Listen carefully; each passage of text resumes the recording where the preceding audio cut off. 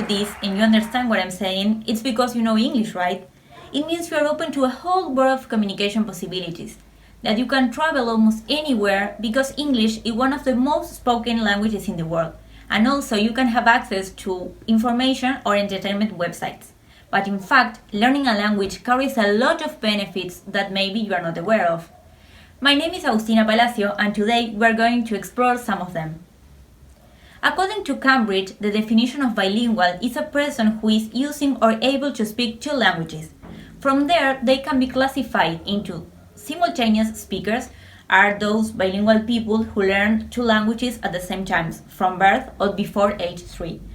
And the other kind of bilingual are called the sequential people because they are those students who learn a second language later on.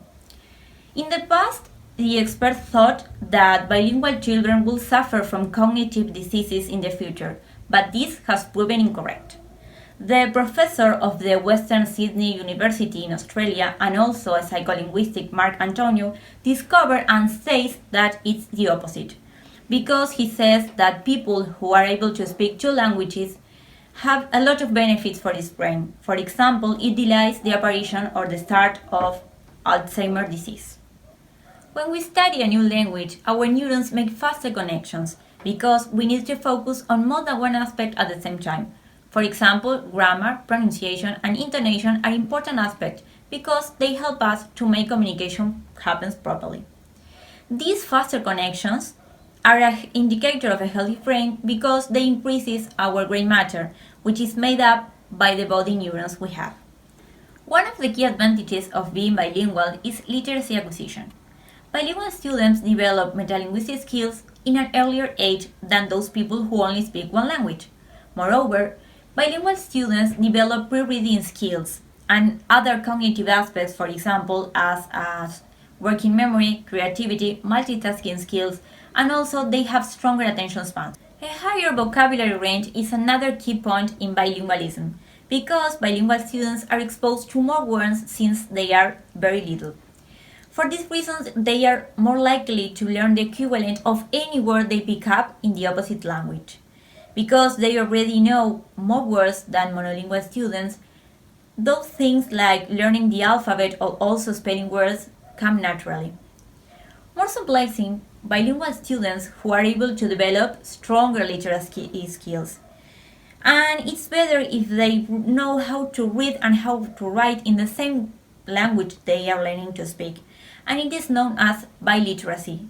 But being biliterate is not the same as being bilingual, because some students can only speak in one language, but it doesn't mean that they know how to write or how to read, and sometimes it can be a problem, because if students are not taught how to do it, they cannot acquire grammatical rules of a language on their own. At about 25 years old, our brain starts to decline. Thanks God I'm 15. Now forget it, it's just a joke. Bilingualism puts the brakes on and makes that declines less abrupt. Our bilingual brain can compensate the deterioration by using alternative brain networks or connections, which is known as cognitive compensation, and it is an indicative of a healthy brain. So even though learning a language can be a very bit difficult or messy at the beginning, it has a lot of important effects and they are all positive in our brain. As educators, we can take steps to help our students to develop, for example, pre-reading skills, making use of spelling units. We can also encourage them to take home books and to assign them tasks in which they have to read and write in both language, the mother tongue and the language they are learning. And also we can offer one-by-one tutoring, which is also very important to get to know each student as an individual. Among all the challenges that education faces nowadays, educating bilingual students is one of them, and it's a very big one. As teachers, we have the enormous task of encouraging or motivating our students to feel passionate and enthusiastic about learning a language. Teaching a language is more than teaching for communication, it's teaching for life. So, are you ready for this challenge? Thanks for listening to me and being here.